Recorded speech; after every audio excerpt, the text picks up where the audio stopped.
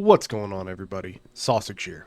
What if you were hired for a simple overnight security job and 5 minutes later you're in a full-blown train hijacking? Today, we're talking about Dungeon Train, a $2 indie FPS that promises liminal vibes and non-stop gunfire. Is it a hidden gem or just a long ride to nowhere? Let's talk about that. Before we actually get started, I have a small giveaway at the very end of the video, so make sure you stick around and check that out. So, the story. You play as a freelance security guard hired to work overnight on a luxury train, and before you board, you're told there is going to be a high-ranking colonel, and he may try to hijack the train with his goons, but probably not. Well, who would have guessed he hijacks the trains with his goons? From there, your objective is to move from car to car eliminating the hijackers, and that's pretty much it. I will say though that there is a warning that this game contains frequent violence and some general mature content, and that's true. It's gunfire, there's some blood, it is PS1 style aesthetic, which I'll talk about, but just a fair warning, there is some violence. Anyway, the gameplay. Dungeon Train is a first-person shooter, and the core gameplay loop is moving from one train car to the next and defeating the enemies as you come across them.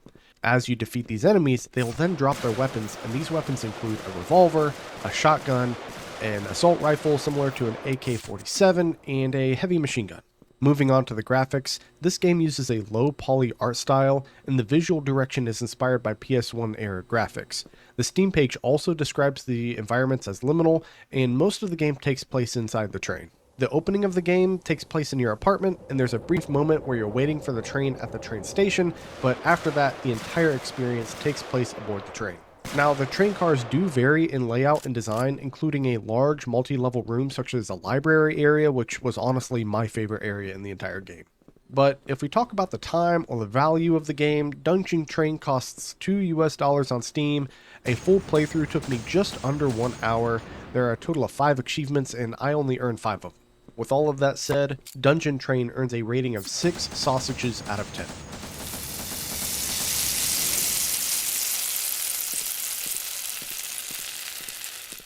So, the premise starts strong. You're a freelance security guard, there's a corrupt military official, a hijacked train, and that's a pretty solid setup, but once you board the train, the story basically disappears until the very end. There's no dialogue explaining the colonel or the situation, the ending arrives abruptly with very little explanation. It was just a little bit disappointing. I feel like the developer could have added some dialogue to explain what was going on. However, most of my frustration came from the combat in this game. The enemy AI reacts instantly once it's alerted, which isn't really the issue. The issue is that the moment they have any line of sight, they fire immediately with no visible aiming delay. What I mean is when they come around the corner, the moment they have line of sight, it basically snaps to you and they start firing. There's no delay. And that can make things difficult because the moment they come around the corner, if you don't have a line of sight or a very slim one anyway, it can be hard to shoot them, but they have perfect aim, so it felt very unfair. At the same time though, enemies often don't react to nearby gunfire, so they're basically hyper accurate, but they're also selectively unaware. Many enemies also felt extremely tanky. They were basically bullet sponges. In fact, there were moments where I was shooting people point blank in the face and it felt like nothing was happening. Combining the instant reaction speed of their line of sight and them firing with the tankiness, the fights just felt more frustrating than intense. Also, carrying one weapon at a time felt limiting, kind of. Maybe I'm just spoiled by being able to carry multiple weapons, but only having the one.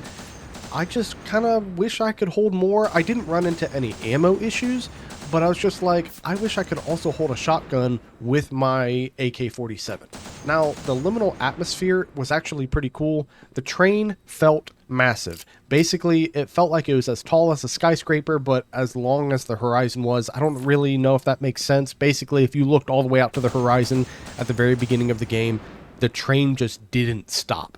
And some of the train cars were surreal in scale, such as a multi-level library inside a train. Like I said, that was my favorite level. Was it weird? Yes. Was it my favorite? Also, yes.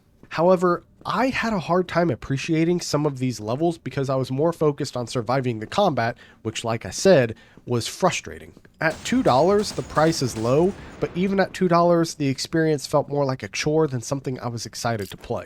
If the developer could add a little more context to the story at the end of the game, and if the developer could fix some of the enemy AI, then I would say that this game would be pretty fun. But right now, it's just not quite there. I see what the developer is going for, and I want to like it, but it's just not quite there.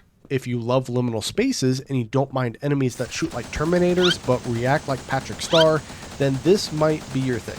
Dungeon Train has a strong concept. It's a hijacked luxury train with liminal PS1 style visuals. It's a tight, contained FPS structure. It's short, inexpensive, straightforward, but for me, the combat balance and the lack of narrative payoff kind of holds it back a little bit. And that's my review of Dungeon Train.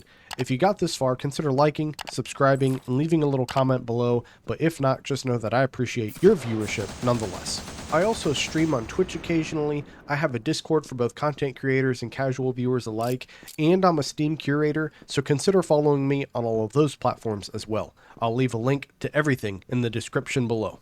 Oh, and about the giveaway that I mentioned at the very beginning, I have a free Steam key for this game, so while I did rate it 6 out of 10 sausages, there is a possibility that the dev might see this feedback and make some changes.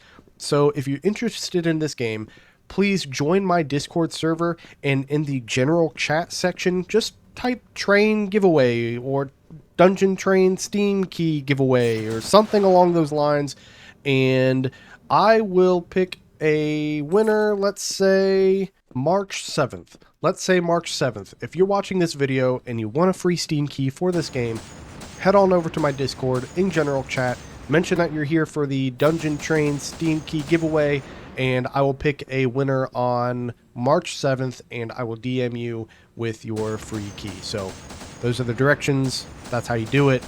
Anyway, I appreciate everybody stopping by for the video. Mahoney out.